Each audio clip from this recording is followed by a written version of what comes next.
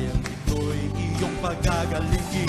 Ulan ng pagpapala, ulan ng pagpapala, ulan ng pagpapala sa bayang ito. Ulan, ulan ng pagpapala, ulan ng pagpapala, ulan ng pagpapala sa bayang ito, Diyos. O Diyos, ating tanggapin ang pagulan ng pagpapala. Ulan, ulan ng pagpapala, ulan ng pagpapala, ulan ng pagpapala sa bayang ito, O Diyos. Ulan ng pagpapala, ulan ng pagpapala. Happy Sunday everyone! Tayo pa rin po ay napapatuloy sa ating pong annual theme na Experiencing God ngayon pong taong 2020. Balikan po natin yung unang 5 buwan na nagkaroon po tayo ng mga series. So sa buwan ng January, Experiencing God in Your Brand New Day. February, Experiencing God in Your Life Partner. March, Experiencing God in Holistic Disciplines. April, Experiencing God in Sharing Christ to Others. And then May, Experiencing God in Honoring Your Mother. At ngayon pong buwan ng June, papasok na po tayo sa panibagong series natin, Experiencing God in Respecting Your Father. Ang ating pong scripture text ay matatagpuan sa Proverbs chapter 4 verse 1 at babasahin ko po muli sa 4 na translations ng Bible. The New Living Translation, My children, listen when your father corrects you. Pay attention and learn good judgment. The Message Bible, listen friends to some fatherly advice. Sit up and take notice so you'll know how to live. The Passion Translation, listen to my correction, my sons, for I speak to you as your father. Let discernment enter in your heart and you will grow wise with the understanding I impart. The Amplified Bible, hear, my sons, the instruction of a father, and pay attention in order to gain and to know intelligent discernment, comprehension, and interpretation of spiritual matters. Napakaganda po ng sinabi doon sa Amplified Bible. Talagang binigyan ng diin na ang isang tatay kailangan nangunguna pagdating sa spiritual matters. Ang Diyos po ang siyang magpala sa kanyang buhay na salita. Kung babasahin lamang po natin ng paulit-ulit at uunawain ng mabuti yung talata natin pong binasa kanina, makikita natin na ang leadership actual training of a man starts at home. Hindi ka agad-agad expert ang isang lalaki or ang isang tatay pagdating sa pangunguna sa kanyang mga anak. Dadaan siya sa maturity process, sa development time frame ng Diyos sa kanyang buhay. And then, sa kanya may tuturo sa kanyang mga anak how to grow wisely, how to grow purposely, how to grow according to God's plan. Paano po ba mag-grow according to God's plan? Live peacefully. Mamuhay ka ng tahimik. Mamuhay ka ng nagpupursige. Hindi pwede yung ipinanganak ka na mahirap, mamamatay ka na mahirap. Kailangan merong pag-asenso. Kailangan merong pag-unlad. Kailangan merong pagsisipag nang sa ganun may iangat mo ang iyong buhay. So ganun po yung dapat na itinuturo ng mga tatay. The husband was assigned by God to be an automatic leader at home. Napakaliwanag po ng sinabi sa Genesis na ang responsibility ay iniatang kay Adan.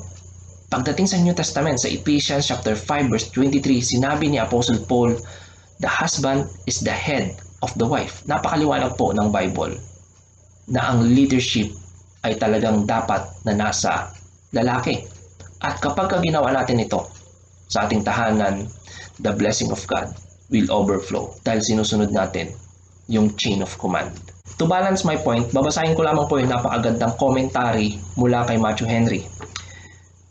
The woman was made out of Adam's side. She was not made out of his head to rule over him, nor out of his feet to be trampled upon by him, but out of his side to be equal with him, under his arm to be protected, and near his heart to be loved. In other words, mga lalaki, hindi dapat ang tingin natin sa ating mga asawa ay utusan lamang or katulong lamang. Halimbawa, hoy, pagtimpla mo ako ng kape. Hoy, tanggalin mo ang sapatos ko. Hoy, anong ulam natin ngayon? Dininding na naman ba? Wala ka man lang kabang kalambing-lambing sa iyong misis? Kung makapag-demand ka, kala mong laki-laki ng ibinibigay mong pera sa kanya. Kala mo good provider ka. So kailangan magkaroon tayo ng balanced leadership. Ano po ba yung balanced leadership? Good leadership must have a good partnership with your wife.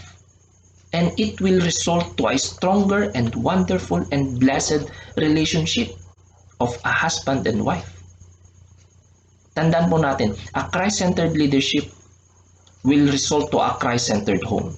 And a Christ-centered home will result to a victorious and blessed, happy family.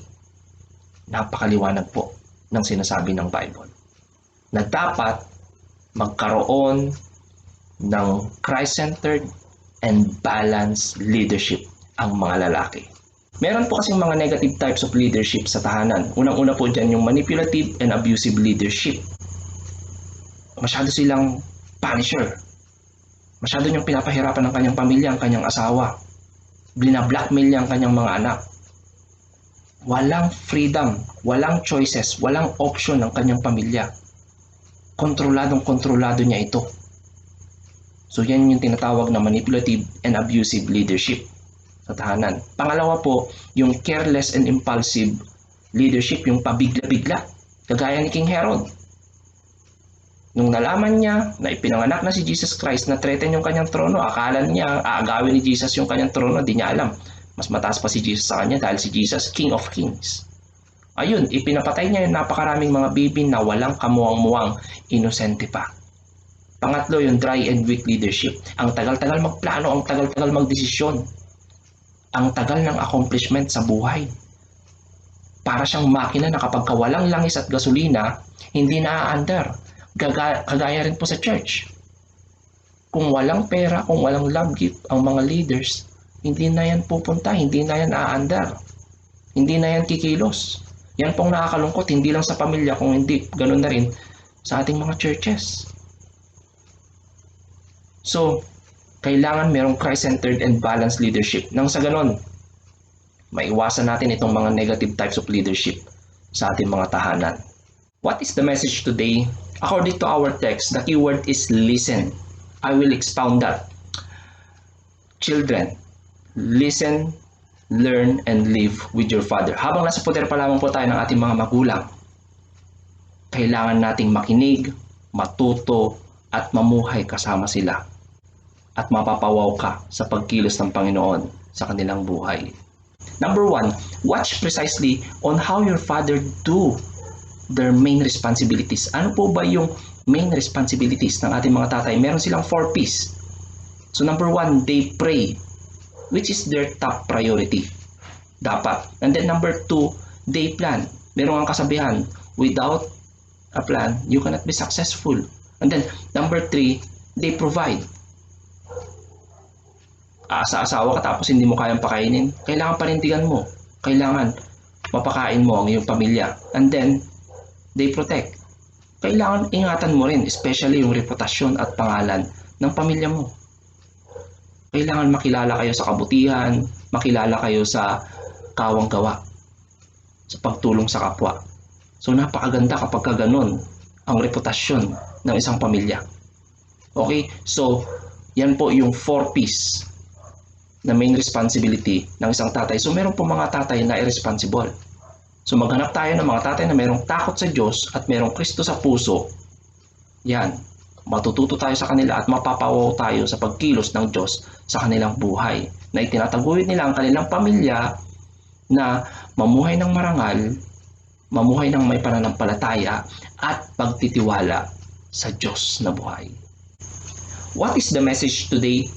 Children, listen, learn, and live with your father. Hanggat nasa poder tayo ng ating mga magulang, samantalahin natin na matuto ng marami sa kanila. Number 2, observe persistently on how they face the future. Sa pagharap sa hinaharap, kailangan merong plan A at plan B. I will expound that. Kailangan meron tayong AAA battery. Hindi literal na battery ha. Yung AAA, you analyze, you adjust, and you act wisely to every conflict. Sa lahat ng problema, sa lahat ng sitwasyon, kailangan merong remedyo at diskarte palagi ang mga tatay. Dahil sa lahat ng problema, may solusyon. Sa bawat kanta, may ending. Lahat ng bagay sa mundo, hindi permanente. Merong katapusan.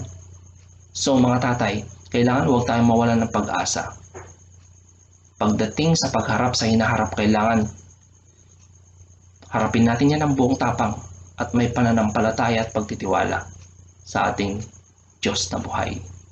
What is the message today? Children, listen, learn, and live with your Father. Number 3, ito po ang pinakamahalaga sa lahat. Wait patiently on how your Father express His worship towards God. At napakahalagang ingredients ng worship is yung pagiging thankful nila sa Diyos all the time. Whether in good times or bad times, nagpapasalamat sila sa Diyos. Yan ang napakagandang legacy na dapat hangaan at tularan ng mga anak. So mga tatay, kailangan meron tayong malapit na relasyon sa ating Panginoon nang sa ganon, hindi na natin kailangang utusan pa ang ating mga anak. Meron ng sariling kusa yan na tumulong sa gawaing bahay. Kung gusto natin magkaroon ng masayang tahanan, put God in the center. Dako po tayo sa ating conclusion at babasahin ko lamang po ang Kawikaan chapter 3 verse 1. Anak ko, ang aral ko ay huwag mong lilimutin. Lahat ng aking utos sa isipan mo ay itanim. A father can say this verse if he is submissive to the authority of Christ, meaning to say, he is obedient to the will and way and perfect timing of God for his family. Kailangan equipped ka to organize and manage your family. At kailangan matured ka in facing and overcoming any challenges of your family. So, do the first step. If you want your children to be submissive to your authority at home, kailangan maging submissive ka muna to the authority of Christ. At ang challenge ko sa bawat kabataan, sa bawat anak, maging submissive tayo sa authority ng ating mga magulang, especially sa authority ng ating tatay, and you will experience the goodness and faithfulness of God in your life. Napakaganda po ng sinabi sa sumunod na verse. Kapag sumunod tayo sa authority ng ating tatay, sabi niya po dito, upang ang araw mo'y tumagal, humaba ang iyong buhay at maging masagana sa lahat ng kailangan. Gusto po ba natin ito, mga anak? Na maging sagana tayo sa lahat ng ating pangangailangan, tumagal pa ang ating buhay. Kapag masunurin tayo sa ating magulang, tapat ang Diyos sa kanyang pangako. He honors His word. Kilala natin ang Panginoong Diyos na tumutupad yan sa kanyang mga pangako. So salamat po sa lahat ng mga nanonood ng video message na to, especially po sa mga kapatid ko sa GEC San Miguel.